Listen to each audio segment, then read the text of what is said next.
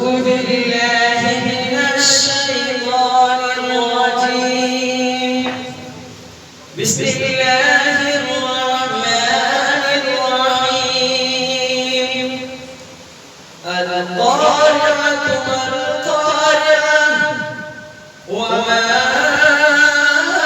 أدراك ما القارعة يوم يكون الناس كالفراش المبثوث وتكون الجبال كالعهن المنفوش فأما من ثقلت موازينه فهو في عيشة راضية وأما من خفت موازينه فأمه هاوية وما أدراك ما هي نار حامية.